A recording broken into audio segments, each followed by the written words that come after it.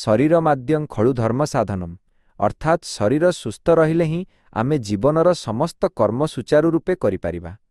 नमस्कार, radio Surabhi 89.6 FM रो स्वास्थ्य भित्तिक कार्यक्रम स्वास्थ्य संदेश को आपण मानकु स्वागत करुछि। मु आरजे सुरेश। आज फेब्रुआरी 1 तारिख रविवार। आपण लक्ष्य करिथिबे पागरे टिके परिवर्तन आसिलाणी। शीत धीरे धीरे विदाय नेउछि आ बसंत ऋतु आसुछि।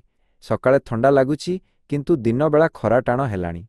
एही संधिकाल बा बदलुथिबा पागरे शरीर खराब हेबार संभावना अधिक थाए। तेणु आज आमे आलोचना करिबा एही समयरे निजर ओ परिवारर जत्न किपरि नेबे। बंधुगण, फेब्रुआरी मासरे तापमात्रा उपर तळ हुए। एही समयरे भाइराल ज्वर, सर्दी, काश एवं तंटी दरज भली समस्या देखा दिए। पोशाक पत्र अनेक लोक भाबंती शीत चलीगलाणी, तेणु गरम पोशाक पिंधिबा बंद करिदियंती। एहा भूल। विशेष करी सकाळे एवं रातिरे जेतेबेले बाहरकु जाउछंती हालुका शीत वस्त्र निश्चय पिंधंतु। पानी पीवा। शीत दिने आमे कम पानी पीथाउ, किंतु एबे खरा बढ़ुथिबारु शरीर को हाइड्रेटेड रखिबा निहाती जरूरी। दिनकु अति कमरे 3 रु 4 लिटर पानी पियंतु। कथा तो जारी रहिबो, किंतु मनकु शांत रखिबा पई सुनिबा एक सुंदर गीत जहा आपणक मानसिक स्वास्थ्य पई हितकर।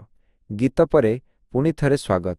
आज रविवार, तेणु घरे निश्चय भलमंद रंधा होइथिबो, किंतु सावधान, एही ऋतुरे हजम शक्ति टिके कमी जाए। कौन खाइबे? एबे बजार रे प्रचुर परिमाण रे अंगूर, बरकोली एवं कमला मिलुछि। विटामिन सी युक्त फल खाइले रोग प्रतिरोधक शक्ति बढ़े। घरोई उपचार। जदि हालुका काश बा छिंक हेउछि तेबे तुरंत औषध न खाई तुलसी पत्र रस सह महू मिसाई खांतु। सकाळे उषुम पानी रे लेंबु और महू मिसाई पीवा मध्य बहुत लाभदायक। शरीर सह मनर संपर्क अतुट।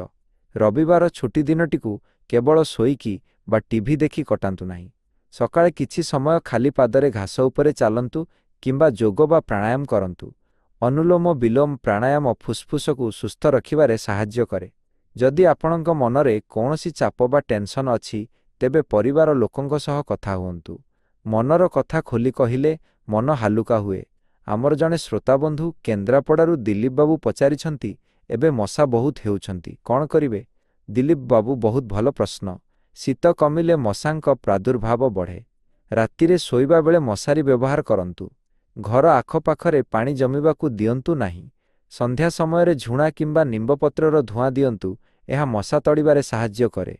तेबे बंधुगण, आजिर स्वास्थ्य संदेश रे आमे जानिले जेउ ऋतु परिवर्तन समयरे सतर्क रहिबा केते जरूरी। सुस्थ खांतु, प्रचुर पानी पियंतु एवं हस खुशी रे रुहंतु। समय होई गलानी विदाय नेबार। ठीक एहा परे सकाळ 11:30 रे आसुची आपणक प्रिय रोसई कार्यक्रम आम हांडीशाळ। किपरि बनाइबे रविवार स्पेशल डिश जानिबा पई सुनुथांतु रेडियो सुरभि 89.6 एफएम। सुस्थ रुहंतु, सुरक्षित रुहंतु। नमस्कार।